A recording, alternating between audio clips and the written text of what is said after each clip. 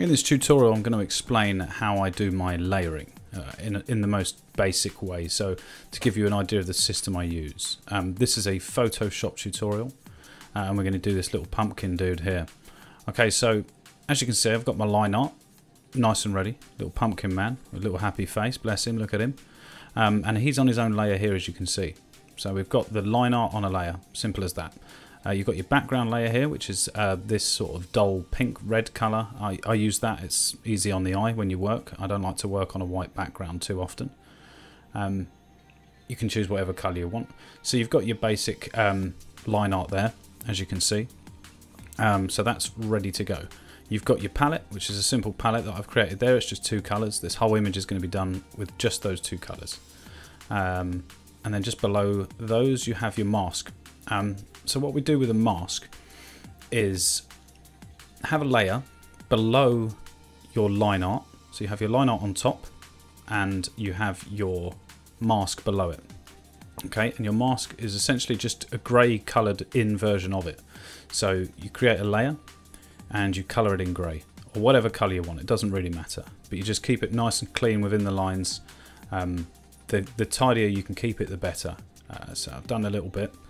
But here's one I made earlier, so we'll stick with that. So you have your line, that's all coloured in now, the mask is all done. Then you create another layer just on top of your mask, as you can see it there. And that's going to be our base colour layer. So base colour, just above our mask. And then what you need to do is use that mask. And in order to do that, I'll demonstrate here. So if you were to just draw on that layer, our base colour, it goes all over the place. It's no good. We don't want that. So what you do is hold Alt and click in between the two layers there, and you can see the cursor changes. Give it a little click, snaps to the mask. So now anything we colour on that layer will fall within the lines, within the grey of the mask. So that saves us a lot of time. It means you only need to be neat once, and it's a good method to save time and to keep your work nice and tidy. So we'll just colour in the stalk there. So there we go. Beautiful, nice and coloured. We'll also pick a colour for the eyes. We'll go for a nice sort of flame colour, nice and bright. There we go. Have some of that. Look at him. Look at his face. All nice and happy there.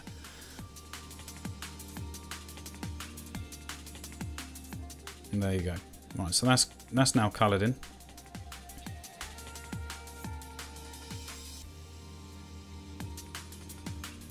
Okay, so that's your base colour, nice and flat and nice and clean, but you're going to want to add some shade to that. So we create another layer on top of the base colour and on top of the mask. And we're going to also snap that to the mask the same way we did with the base colour. And we're going to set that layer to multiply and then set the opacity to 60, 65, 70. You can play around with those numbers to get the idea you want. And what this does is anything drawn on that layer will make a much darker version of the colour, so it's good for shading. I don't personally like to shade in black and use white for lighting. I like to use nice warm colours. It adds to the image rather than makes it cold, you know. So here we go. So that's using the exact same orange as the pumpkin has been coloured in on the shade layer, which has been set to multiply. And as you can see, I'm drawing with the exact same colour if you look at the bottom left. But because the layer has been set to multiply, it's doing this darker orange, which gives you this nice warm shading. You can also tweak the opacity, so if you want it a bit darker, knock it up a notch. Just dropped it up to 75, so that should be a bit darker. And we'll just shade in the rest real quick. I'd usually take more time, but as this is an example, I'll just bang some shade in there so you can see what's going on.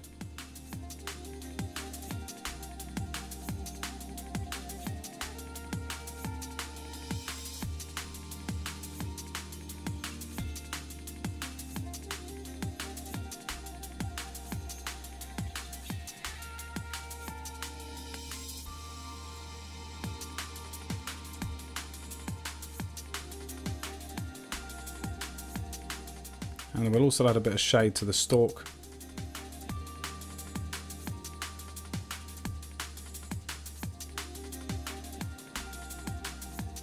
There we go.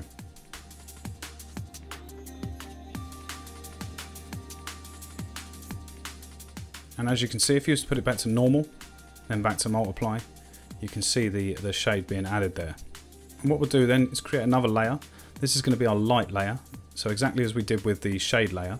However, this time, if we draw on it, you see nothing happens because we're drawing the same colour over the same colour, nothing's happening. But if we was to set that layer to screen, and again, 75, same as the shade, but this time shades multiply, light is screen. There you go.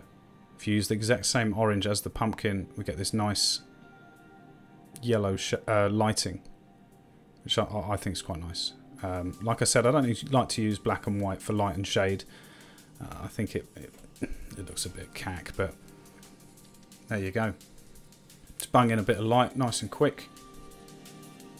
There it is, look at that. Look at that. We'll add a little bit to this stalk here. There we go, just a little bit. Not too much. Boom. So there we go, that's that done. Simple. So you get your base, your shade, and your light layer. 1, 2, 3. And here is our line layer. So we're going to have a look at him. There he is. What we're going to do now is we're going to colour the lines. So you can see at the moment the line art's black. And we don't want that. We want to try and soften it a little bit. So what we're going to do is create another layer above the line art. We're going to call that line colour. And then we are going to snap the line colour layer to the line art. So what that will do is, as it did with the mask, anything you do on that layer, because it's snapped to the line art, will colour only the lines. So we can do whatever we want there, as you can see in a sec. And we'll pick a slightly darker version of the orange, because we don't want to use black, but we don't want to use bright orange. And there we go, just colour in. And that will just colour in just the lines.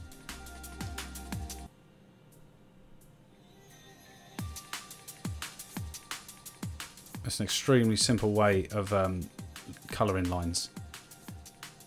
But we don't want the stalk to be that colour, so we'll just go in, get a slightly darker version of the stalk colour, and just colour in just the stalk. There we go, look at that.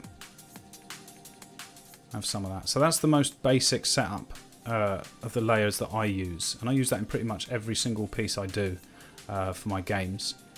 It's just over the years that's what I've settled into doing. But what we're going to do now is add another layer, because you can add as many as you want, and I often use another colour layer. So you've got your base colour and then just a colour layer, and in this colour layer I add a little bit of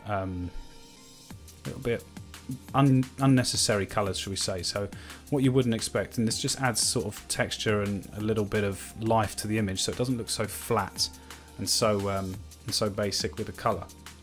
So all I do is a nice soft brush, bring the opacity down, and we'll just colour in a little bit. And as you can see, it just sort of adds to the image without ruining it.